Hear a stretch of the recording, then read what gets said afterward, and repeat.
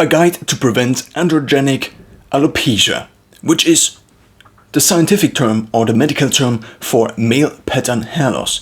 Male pattern hair loss can also occur in females, but mostly it is in males.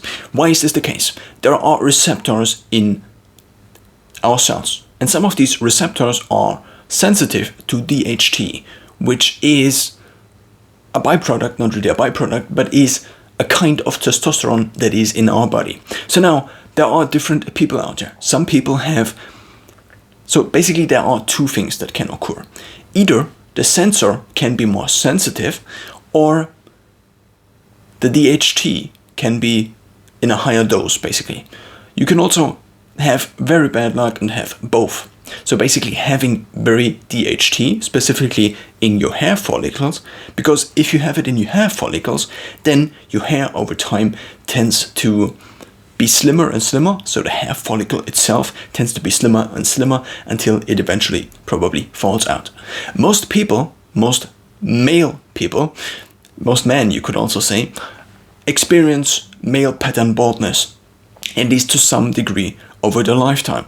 And many people actually go bald within the time span of between 20 to 40, 50, 60, 70, 80.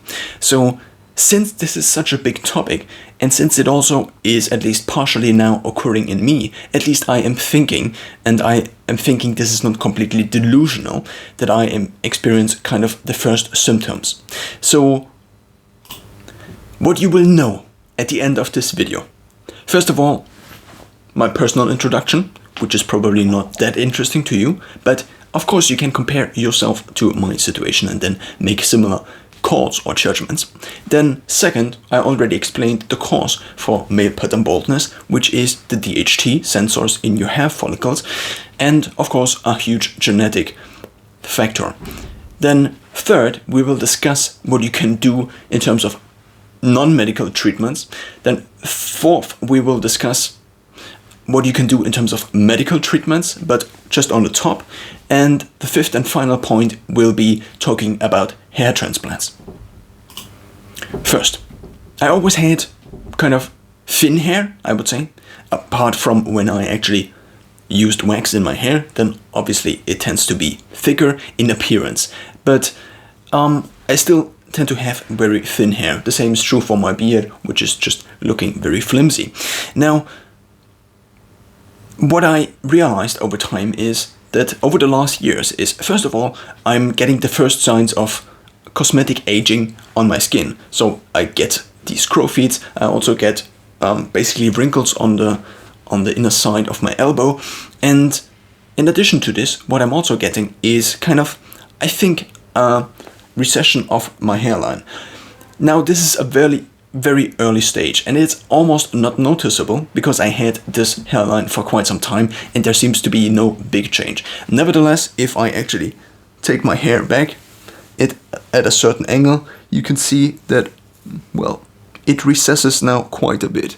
Especially if you take a look at it from the side, then you can see that basically here could be more hair. So I did never have that much more hair here, at least I think. And of course, if I would look back to child pictures, I probably would have fuller hair. I didn't really dive into this too much. I just looked at the change over the last years.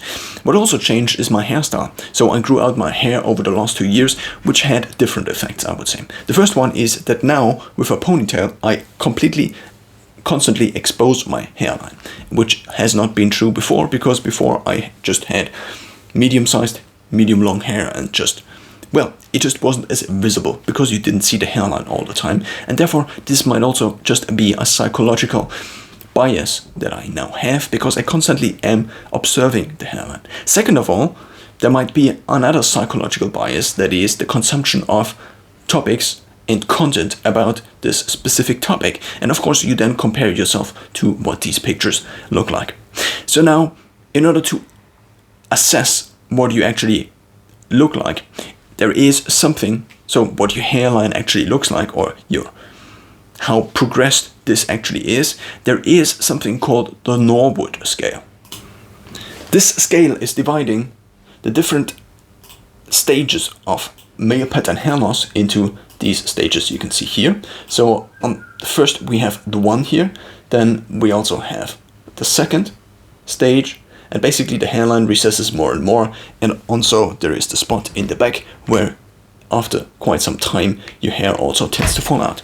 So now there are different theories on why this appears. The first theory is already the thing I explained, but of course there might be different factors contributing additionally or just influencing how fast the male pattern hair loss actually on a fixed genetic base actually occurs. The first one is the hairstyle.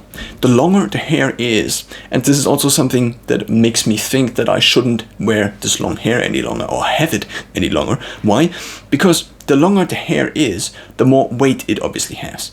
If a hair is 10 times as long, then you have 10 times the stress, at least in terms of the weight on the hair follicle itself. The second part is the hairstyle you actually have. This is something I also noticed with myself. If I have a ponytail, and for example I do jumps when I do workouts, then of course the ponytail jumps up and down and it constantly tears on your hair follicles. Also, every single day when you comb your hair, which is something you kind of have to do, I guess, since you tend to lose hair at a given rate, even if you don't have hair loss, let's say, then because the hair is now so long, compared to somebody, or compared to myself, who has shorter hair, who had shorter hair, then in the shorter hair scenario, the hair just falls out and you don't notice it. But if it's longer, then it tends to be stuck in all of the hair. So you have to actually comb it out. So now to kind of put a number, not really a number, but to just estimate better how well or how much hair I'm actually losing. And of course there is now a bias going on, because if I'm losing a hair that is 10 times smaller in the length, 10 times shorter, then of course I don't really notice it. But if I do have hair that is like this long at this point in time, then of course the hair fallout that is on a given day then tends to look 10 times as big. So now, in order to kind of put a number on this, I collected the hair I combed out over 2 weeks, roughly, and it looks like this. So this is quite a little bit of hair. It's almost like after a haircut, and of course so this is basically the hair. Of course it's partially gross, but it's also the hair I combed out just after or before showering, so therefore it's not that big of a deal, I guess. And I don't really know, because I don't have a reference. As I said, I only had shorter hairstyles in the past, so I don't really have a reference. Nevertheless, since I grew out my hair, I just noticed more and more that every single day my comb basically was full of hair after I combed it, and also if I basically unbound my ponytail, then I just have hair. All these hairs are basically everywhere, and I constantly have them on my fingers after I comb it out. So there's the hair loss part, and there's also the part about the hairline. So now I, again, because I previously also partially did, looked into what are the options for me and also for everybody else. In terms of genetics, there seems to be some definitive androgenic alopecia going on one side of my genes, basically, and there is even an extreme variant. So there are relatives that have already hair loss, basically a few years older than me, that already have a significant hair loss. So I'm quite, let's say, concerned about this, even though I'm not too concerned, because compared to people that already had hair loss in their 20s, I'm still in my 20s, but a few years younger than me already, I'm quite well off, I would say. Nevertheless, I would very like to keep this hairline, and I also noticed that in the top here it becomes, I do think it becomes thinner and thinner. Especially, I recorded a video yesterday or the day before, and you could just see my skull underneath, because just now you don't, but you could just see it underneath all the time. And this was not something I was used to, and this is the situation I am facing. It's not that big of a deal, and of course these are partially, I would say, first world problems, because you can't treat things like these. Other people have way more significant problems, like severe disabilities or severe shortage of money or severe shortage of labor, and so on and so forth. So now let's dive into this topic.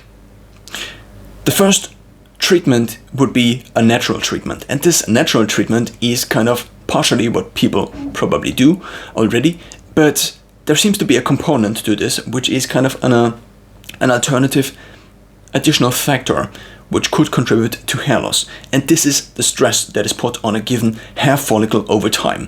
So this was an interview I watched on YouTube, and there was a guy on there that explained basically that there is this theory, or there seems to be a relation, a correlation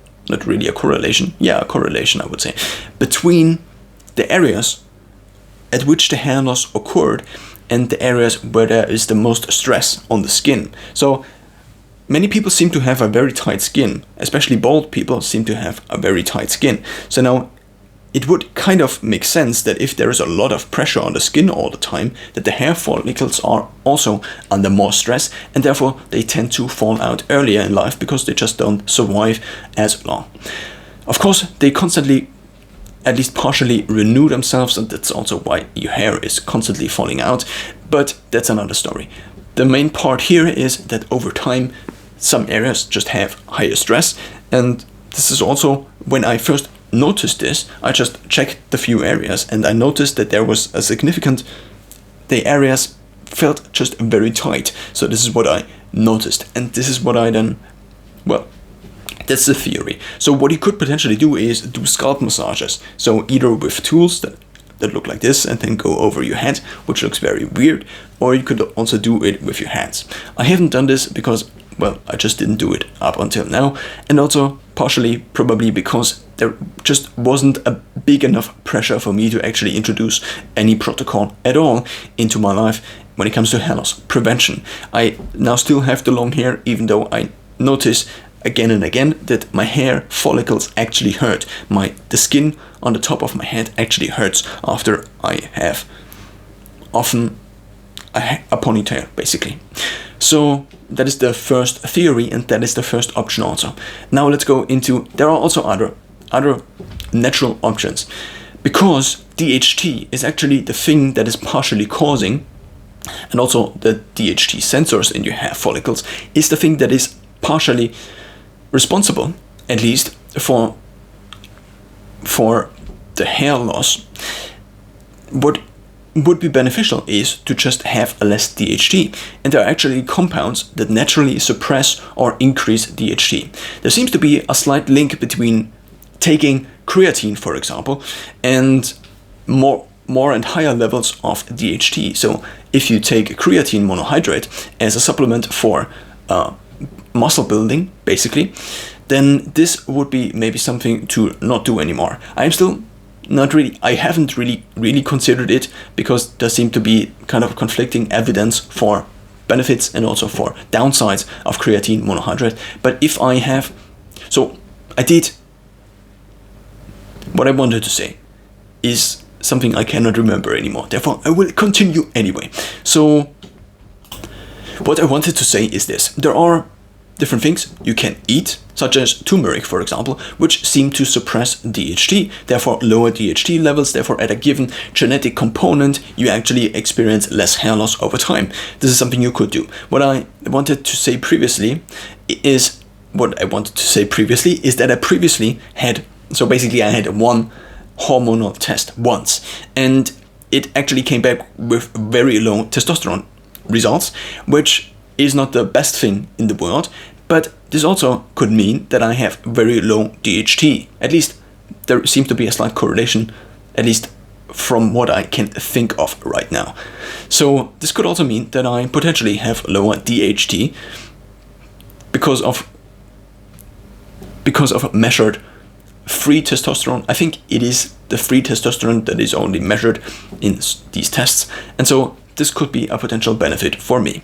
I still am taking turmeric, mostly because of turmeric having other potential benefits, such as Alzheimer prevention, and also it seems to activate some longevity pathways, at least according to people like David Sinclair. Now, There are some other options, like there was a guy on YouTube who discussed pouring pumpkin oil into your hair, since it also seems to decrease DHT production, not production, but sensitivity, I guess. And of course, there are also things that are not medical treatments that you can also do, like taking supplements that are actually made for preventing hair loss, which then specifically target basically potential nutritional deficits, and then get rid of these deficits and therefore get rid of the nutritional component of hair loss, which would also be something that would be beneficial if you just want to see all the different, if you just wanted to optimize all the different factors apart from the thing you obviously cannot influence, which is the genetic component. Of course, maybe we can in the future alter our genes, but I mean, we kind of already can with CRISPR-Cas9, but as of now, this seems to be not an option, at least for preventing androgenic alopecia. Medical treatments. There are two main medical treatments, at least topical medical treatments. So things you apply either into your hair or you actually get in pill form, so you can actually swallow the whole thing. The first one is called minoxidil. The second one is called finasteride. So these two are basically the main treatments that are currently available. There seem to be a few different treatments, and there seem to also be a few different appliances, not appliances, but applications or methods of application of these two different methods or compounds that you can actually take. And well, let's first discuss minoxidil. So, or maybe let's first discuss finasteride. Finasteride seems to be the most powerful compound you can take, but it also comes with the side effects of having lower DHT. So finasteride works as a DHT inhibitor, but since DHT and also testosterone in general is very important in all of the different functions of your body, a lower DHT also has other side effects, such as lower sex drive, such as potential less motivation, such as... So I'm actually now quoting the different symptoms that have the name of finasteride syndrome. There is also something called post-finasteride syndrome that is something we will discuss shortly. So the condition termed post-finasteride syndrome, so this is now specifically about post-finasteride syndrome, is characterized by sexual side effects. Example, low libido, erectile dysfunction, decreased arousal, and difficulty in achieving orgasm, depression, anxiety, and cognitive complaints that are still present despite drug withdrawal. And these side effects, at least to a certain extent, seem to be also side effects of actually taking the drug, not only of not taking the drug. And now these are very heavy symptoms. And I think what you can get from this is that this is a very big change in your hormonal structure over time, and therefore it is something you probably should spend some time thinking about this. Nevertheless, it seems to be the most potent drug that is currently available, at least to my understanding, which is not that good. I'm just basically summarizing the information I had researched for myself for making a decision in terms of this topic. Now, as mentioned, you not only get side effects from actually taking finasteride, which is usually a pill, but there are also application methods where you actually apply it on your hair, or more specifically trying to apply it to your hair follicles by getting it onto your hair or onto your skin. Or onto your hair and your skin. I mean, you know what I am talking about, probably at least. So now, because there are so many side effects to finasteride, I looked into minoxidil. And not only did I look into minoxidil, but that's also the apparent option. So now, minoxidil is a compound that makes hair grow better. And which ways this exactly works is still unclear to me. But it is a solution that is also applied to the top of your head. So there are application methods such as Rogaine, which is just a marketing name for minoxidil from one company, and you get it as a foam, for example, and then you put it on the top of your hair. So now the longer your hair is, the more difficult it is actually for applying hair. I think this is partially the reason why many podcasters out there have short hair. I mean, there could also be other reasons involved, such as practicality, for example. But I actually do think that many of these podcasters out there, I don't want to name specific names, but there are many out there who just have a buzz cut. And if you actually apply minoxidil, which you have to apply twice daily, then applying it on very short hair seems to be potentially much easier than applying it on hair that is actually this long, because it also seems to be a little bit sticky if you actually apply it, and this potentially leads to you having sticky or greasy hair, which you then have to deal with all the time, because if you apply it twice a day, there is basically no period of time, no phase of your day where you don't have minoxidil in your hair. So minoxidil is also used partially for people who cannot grow a beard. So YouTuber Brett Maverick, for example, who also partially introduced me to this whole topic, is, of course, over video. I don't know him personally, but I think he also used either finasteride, but I think it was minoxidil on his face, and actually then was able to grow a little bit more of a beard. So now minoxidil seems to be very potent, and how minoxidil actually, not really how it works on a biological level, but how it works on a practical level, how it works out is that you apply it, and then because it actually increases the hair growth, old hair follicles in the beginning fall out. This means if you begin applying, there seems to be the effect that you will eventually lose a lot of hair, until basically, because the cycles, so hair basically grows and then it doesn't grow anymore, and I think it falls out, and then the next follicle comes through. So now, if you think about when a hair falls out, there is a given rate of hair falling out. But if you now introduce something that kind of sparks the hair growth more, then what seems to be the case is that these shifting periods or these falling out periods seem to align, and this is then the period where you experience hair loss. The same is true for stress-induced hair loss, which could also potentially be the cause for your hair loss specifically. So if you have a lot of stress, then the body shuts down functions such as hair growth. At least it seems to be this way. And then if you then get rid of the stress, then all the hair growth suddenly appears and the old follicles fall out. This means you lose a lot of hair in a short period of time, but actually you are basically on your way to betterment. Now, the problem of minoxidil. Once you use it, you cannot unuse it, because if you then actually unuse it, there seems to be the effect that then more hair begins to fall out. And whether you actually regress to where you would be at this specific point of your journey of androgenic alopecia is not exactly clear. And so there seems to be this would be the ideal scenario. Not really ideal, but there seems to be maybe no potential benefit. So potential long-term benefit to applying minoxidil apart from applying it constantly. So basically, as you apply it, you have more hair, but as you not apply it, you don't have more hair.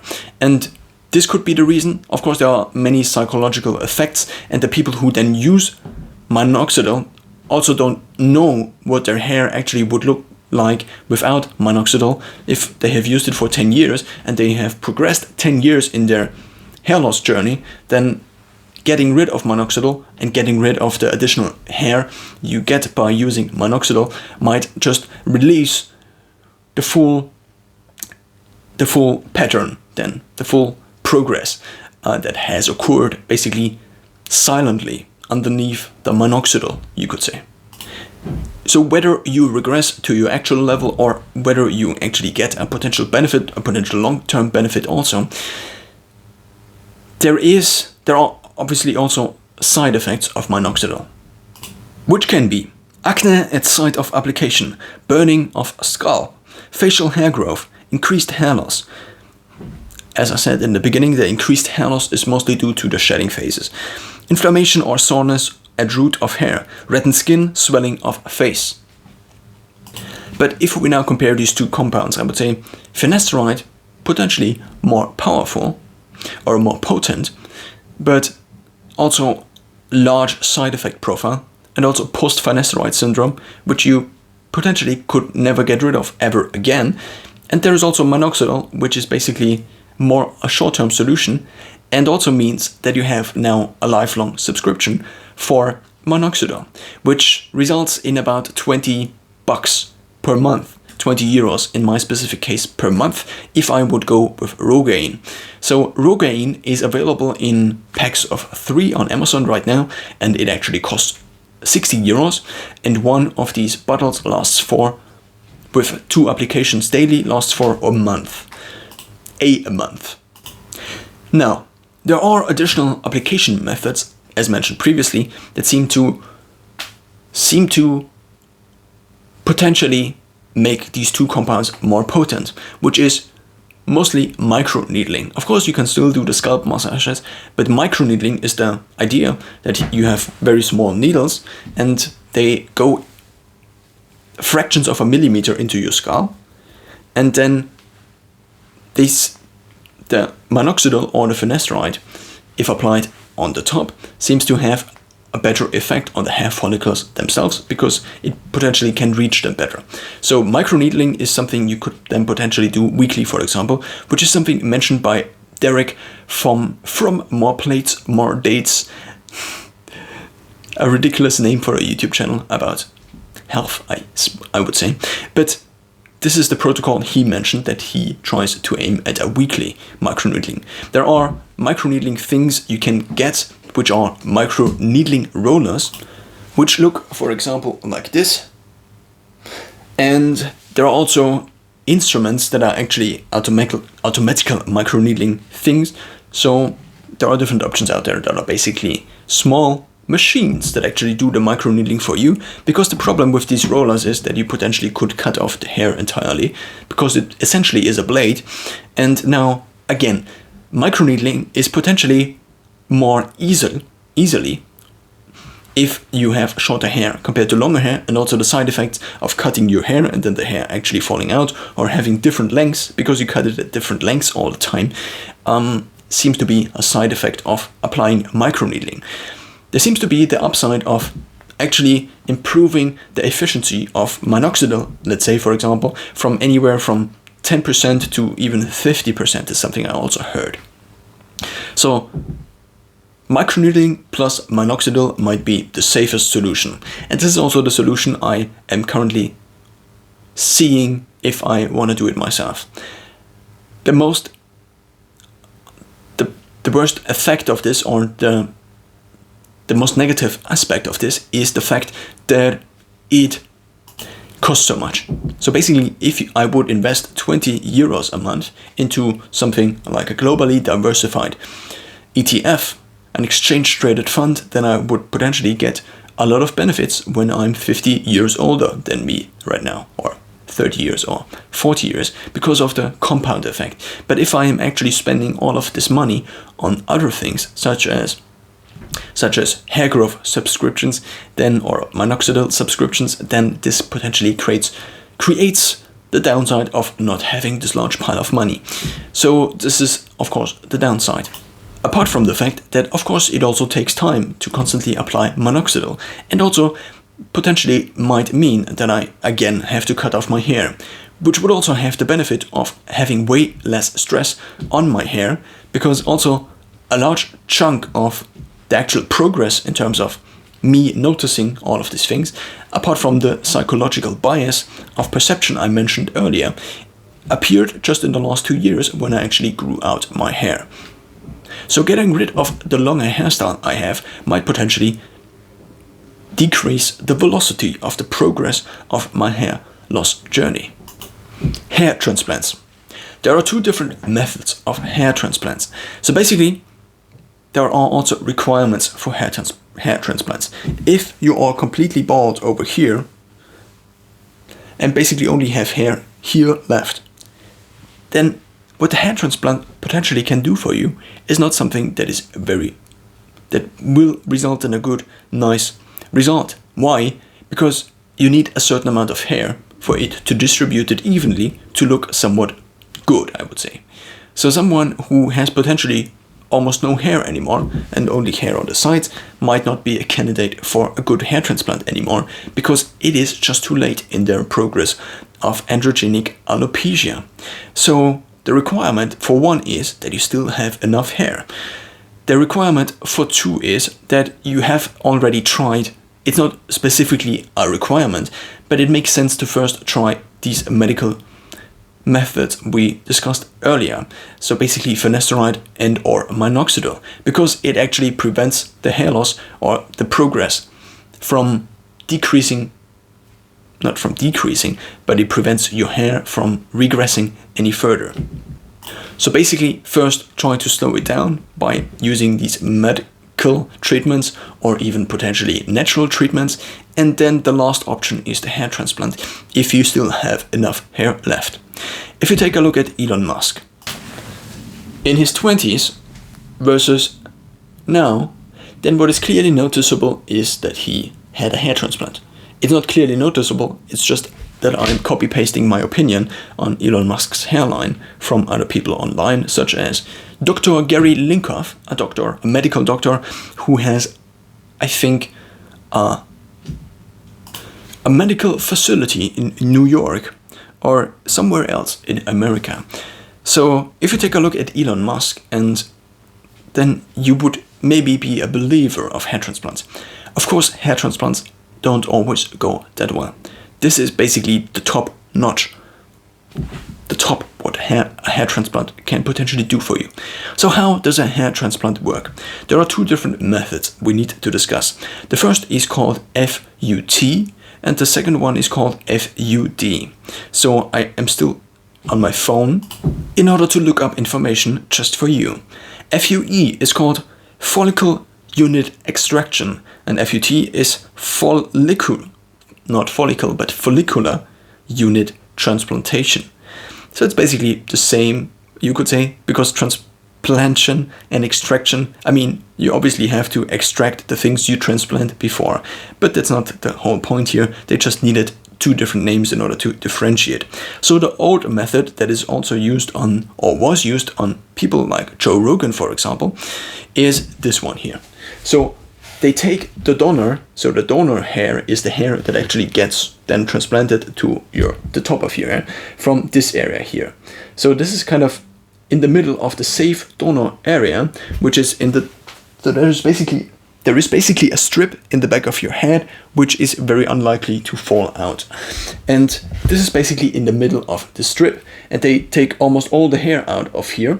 And this leaves a scar on the back of your head, since the skin doesn't recover anymore. And I mean, it does recover, but only with a scar. And then, well, the hair is basically taken out, and then the hair follicles that are in the donor unit or in the donor area is then transplanted to the top of your head. Now there is a newer method, and this newer method is called FUE, as I previously stated. And this newer method means then, so of course there are other steps involved, like the design phase, where actually the people draw on your new hairline. Oh man. And this is called the design phase, which is also on here, which you cannot see because my phone doesn't focus. Maybe I should just quit making videos. There is also local anesthesia involved, and then with a punch incision, you basically extract single follicular units, or also units with multiple hairs on them. And then in the next step, you actually, so these are then called grafts, and then you implant the grafts. So basically you first punch a hole where the grafts actually go, and then you implant these hair follicles into the donor, not the donor area, but the target area.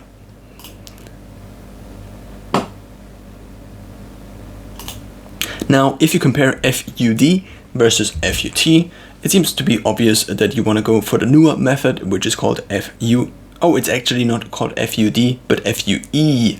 The newer method is the FUE, the one you actually want. What this then actually results in looking like is also explained by this man, Gary Linkoff, in his thumbnail. So this is the scar of an FUT method and transplant, and this is now what the FUE looks like. So basically they just take out different hairs at the different points in your donor area, and you still have the hair left.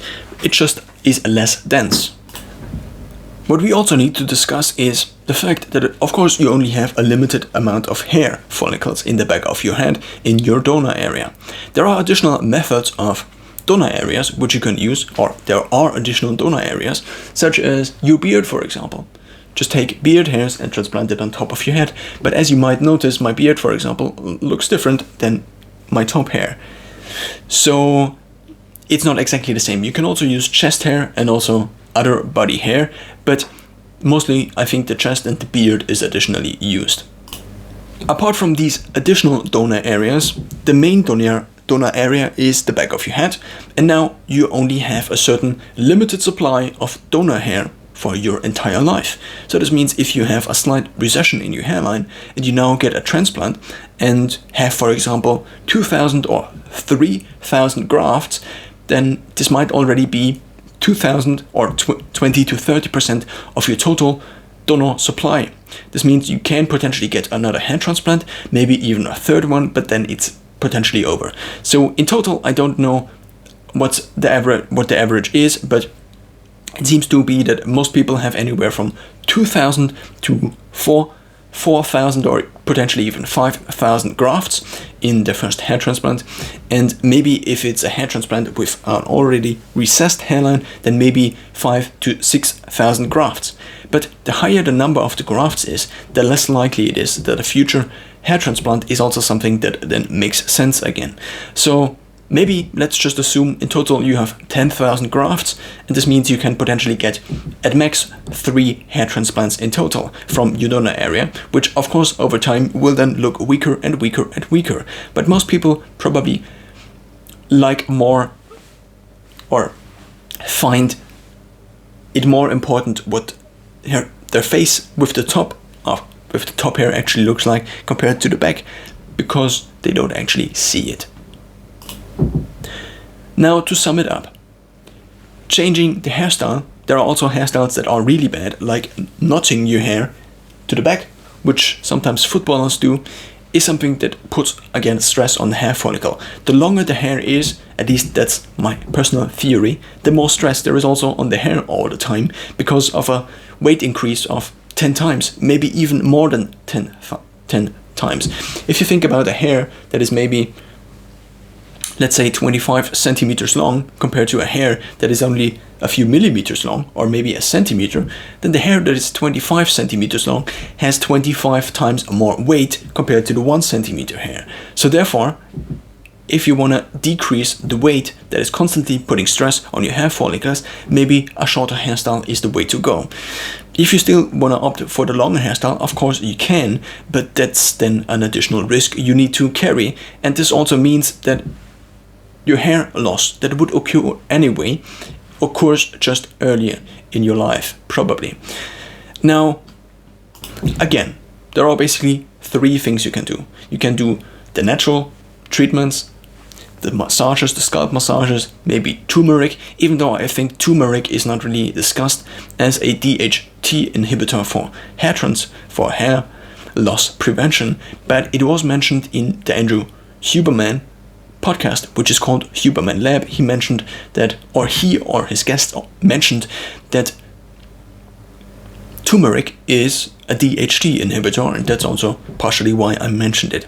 Of course, you can also try other things like replacing or supplementing your nutrition with specifically for hair growth targeted nutritional supplements that then get rid of this potential negative effect of malnutrition, at least when it comes to the hair growth itself. The second option then is the medical treatments that go on the top of your hair, maybe combined with microneedling, either with the roller, but the roller obviously has the side effects of cutting off your hair, and also being much more inconsistent, because sometimes you apply it here and then you roll here, and maybe you do it in the top of your head because you think this is the thing you're looking at, and therefore it is potentially not as consistent on all of the different areas of your head. This is the second option, and the third option is then to go in for a hair transplant. Hair transplants actually do cost a lot of money also, ranging anywhere from a few thousand euros to multiple thousand euros, I would say, or dollars. So this means potentially if you have androgenic alopecia, which most men have, most male persons, you could also say, have, then it becomes clear that it might potentially make sense to save for something like this if this is very important for you. For some people this might be important because their job requires them to look good, or to look as good as possible, or to look as young as possible. I don't know. For other people it might make not that much of a difference if they have bald hair, or maybe they prefer a bald style all along, even if they potentially do not have androgenic alopecia. Now, for myself, I will probably see whether this continues, even though of course you cannot really see it because you only see it day from day and hour from hour, and therefore progress actually only is visible over time with pictures probably. So I will probably introduce taking daily pictures of my hair, or just looking maybe at the videos I recorded at certain dates and seeing if there is a recession of my hairline that is visible. But as I mentioned already, it is already kind of visible and apparent to me that at least my hairline seems to be slightly regressing. Now, in total, I think I will opt for then minoxidil plus the microneedling if there is further progress, you could say, in my hair loss journey. And potentially if it gets way worse, then I would also consider a hair transplant, but that's probably anywhere from 10 to 25 years, or maybe even more years away, maybe even 50 years, who can say. I also obviously don't know exactly. Maybe I will do a gene test in the future and therefore also find out more about my sensitivity to hair loss, and maybe also maybe also the other things they might tell me. But that's a guide to preventing or trying to prevent androgenic alopecia.